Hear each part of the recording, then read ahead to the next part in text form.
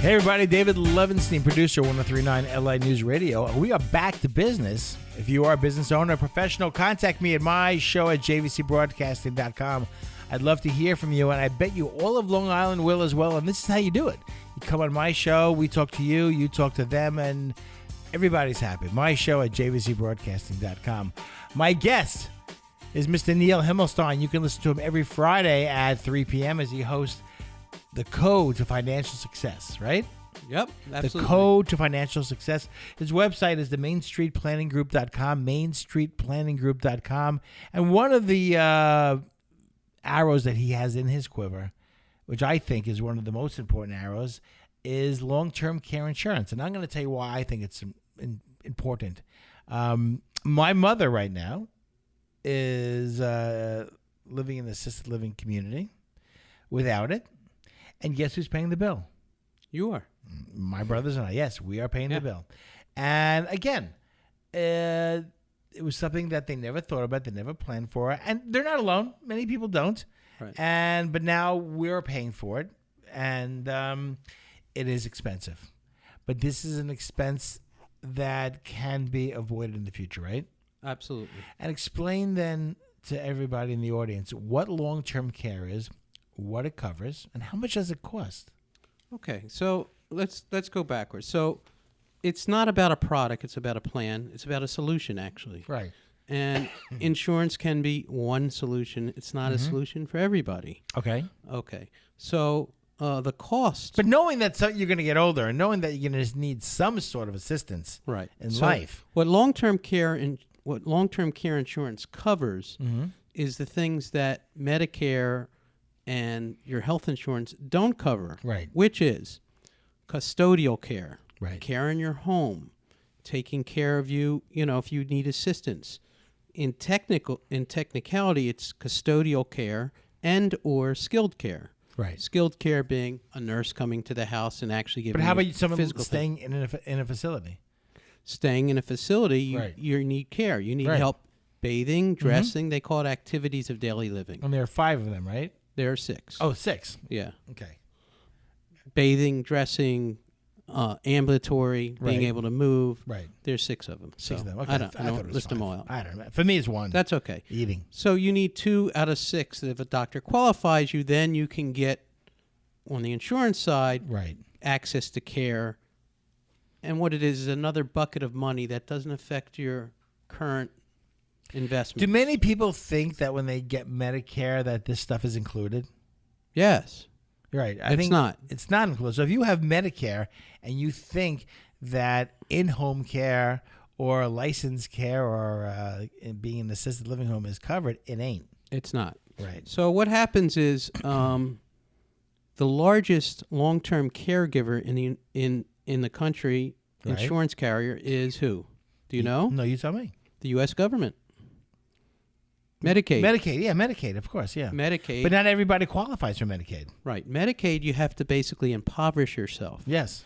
Or there's legal maneuvers you can use when you have to and transfer money, but you have to transfer it out of your name, and if you have a spouse, it's a whole complicated procedure. But you have But essentially, you have to impoverish yourself. Then you can get on the government program where they'll give you a limited amount of at home. Sure. Or they can make a determination that you need to go to the bad place. Right. And the bad place is? Oh, nursing home. Nobody wants to go to a nursing home. No. So the idea of getting a long-term care insurance is really, it's not nursing home protection. It's really to keep you out of the nursing home, not put you in the nursing home. Right. And that's why you buy it. So the misconception is it is very expensive. What's very expensive is the fact that you may need care and you need to pay the price. Right. And the biggest problem that they had, and the reason that the prices have gone out and the products have been limited, is because we are living much longer. And the biggest cause of needing care is really dementia and Alzheimer's. Right. Because we are living 90, 95 now. We can live to 100, 120. Sure. I mean, we can. And, our bodies are machines, and they can repair a lot of the machines. They're trying to help with Alzheimer's and other things. But at some point, losing your faculties is a way of life. I don't remember as much as I did 30 years ago. Right. My driving's not as sharp. And, these things we have to be very cautious of. So as we get older, the odds are... Without the insurance, what are people looking to... What could they be spending a month? I mean, I know what I spend. And my mother lives down in Florida. It's not nearly as expensive as it is in New York, thank goodness. But in New York, what are we looking at here on Long Island? Well, if you go to the bad place, yeah, it's $400 to $500 a day. A day. For a semi-private room. Mm-hmm. Okay, now, nobody wants... Now there are some beautiful places, too. Some beautiful assisted living communities that have memory care. Well, assisted living... And those could be, I don't know, $10,000 a month. I mean, really a lot of money. That's a lot of money. Yeah. So if you qualify and you have a long-term care policy, what you're doing is you're... the myth is that it's expensive. It's expensive. And lawyers tell me all the time, it's too expensive. What's expensive if you need the care? Right. And then where are you going to get the money from? And you may have to drain your assets to pay for that care or rely on your loved ones, or your dependents. Now, you don't live in Florida. You live here. Right. But if your mom falls down the stairs, are you running to Florida tomorrow? Unfortunately, Maybe. With the COVID, I can't, but yes. Right, but that's an issue. It is. Now, some people, many people, are relying on their children to come to their aid.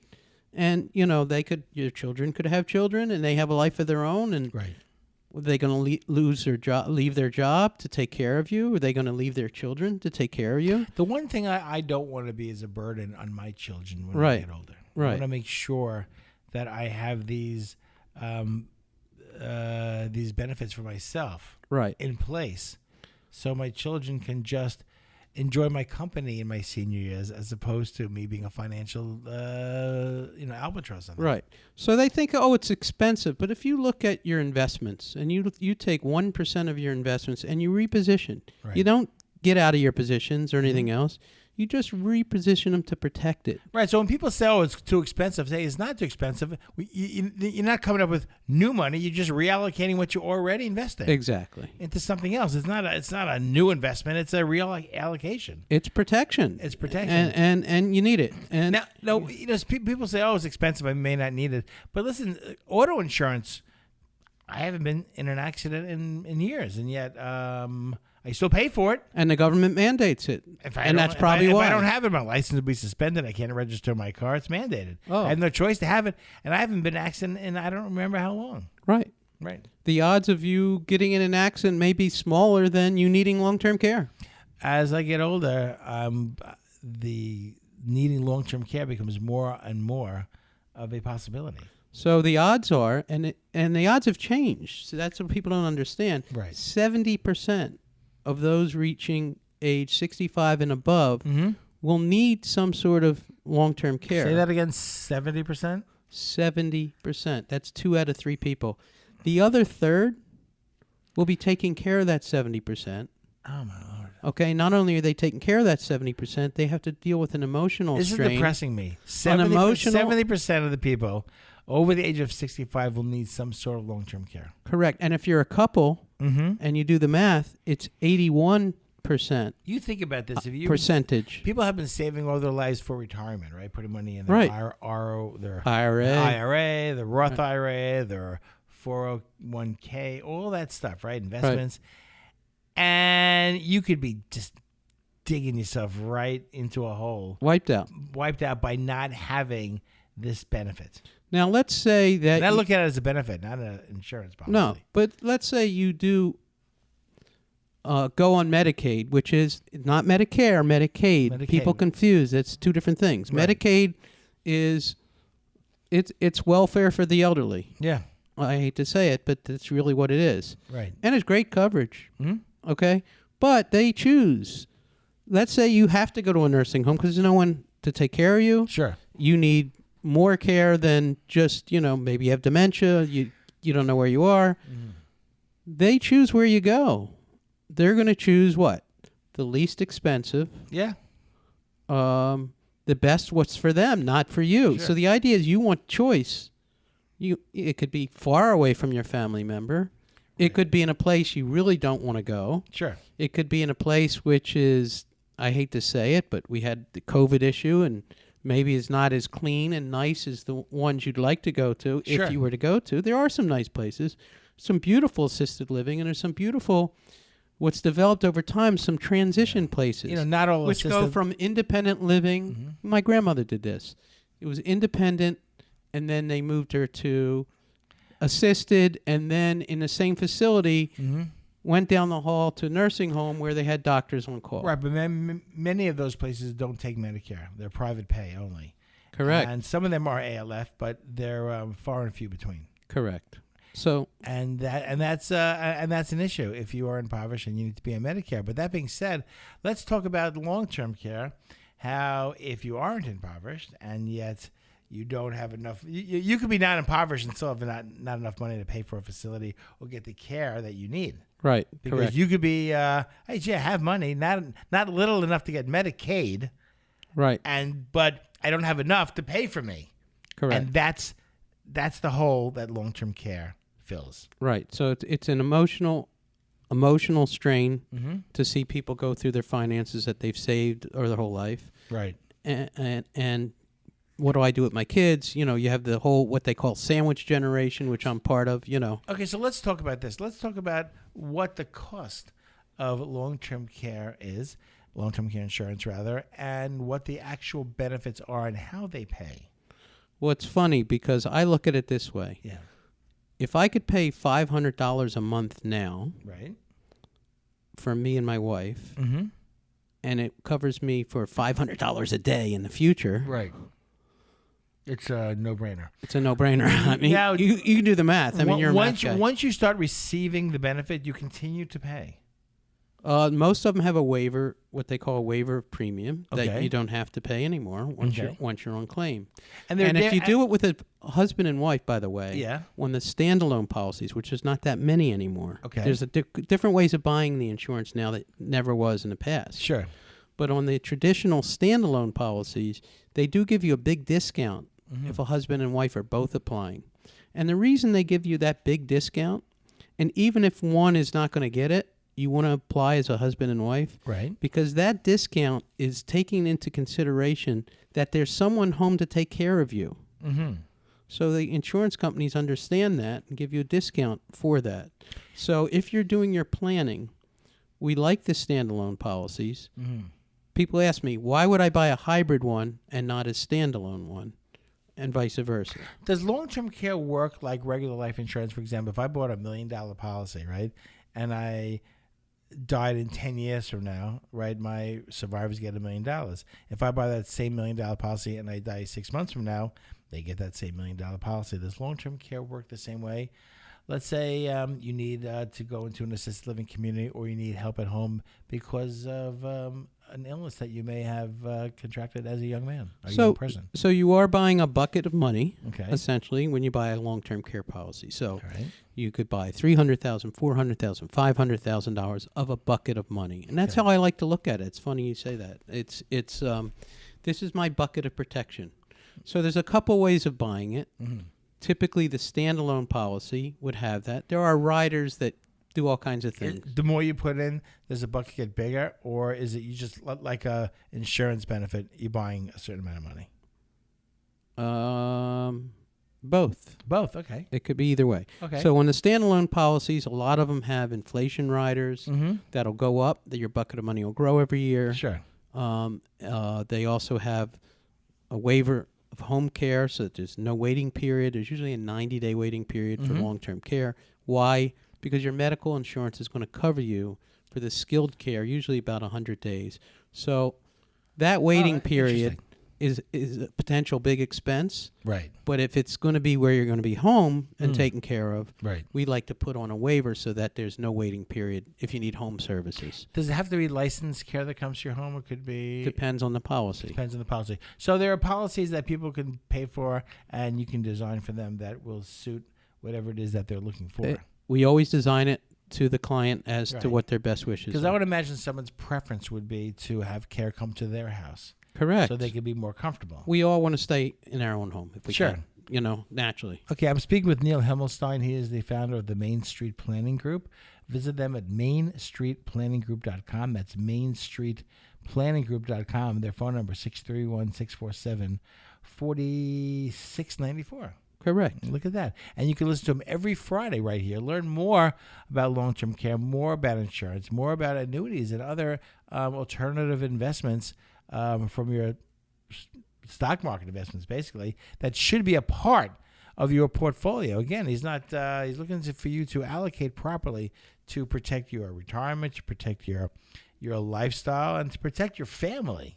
Absolutely. You don't want to be a burden on your family, and you'd like to maximize your income in retirement and not leave out the legacy that you'd like to leave your family, right? Absolutely. And that's what insurance is all about.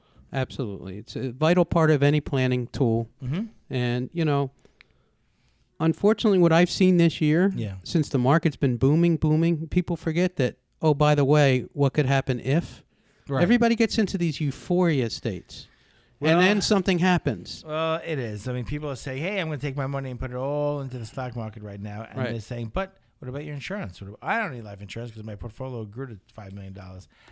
Yeah, you still need life insurance. And I actually have... got to get that money out of your state. An associate in my business who I have to have a further conversation with. He was telling me that his 93-year-old father-in-law... Right.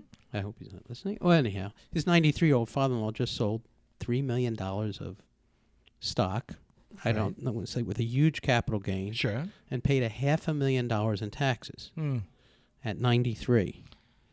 Okay.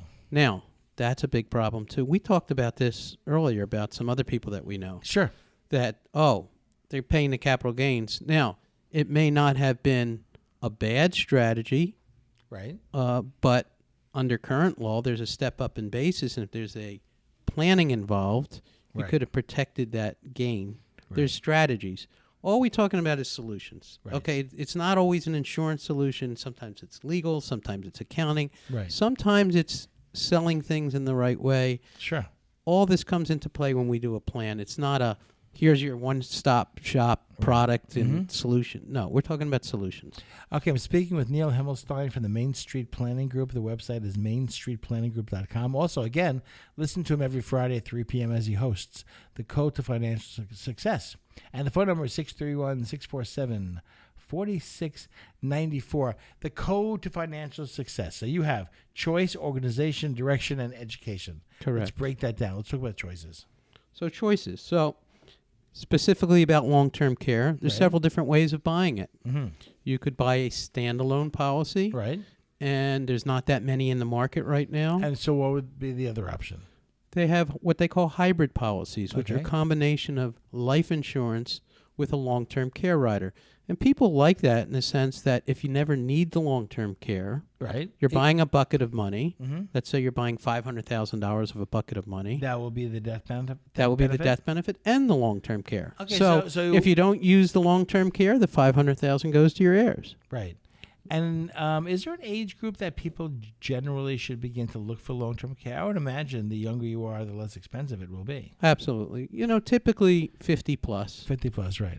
Pre-retirement. But I like that hybrid plan. I like the fact that, so if you never need a long-term plan, right, or let's say, God forbid, you have an untimely death, your heirs will get that bucket of money that you're intending for long-term care for themselves as the death benefit. Right. And what I'm finding is you have a lot of... You're going to pay for life insurance anyway. This is a better deal. Well, it's interesting you say that because you find a lot of 60 and 65-year-olds who are sitting with term insurance, which is going to expire, and they're paying $5,000 or $6,000 a year for it.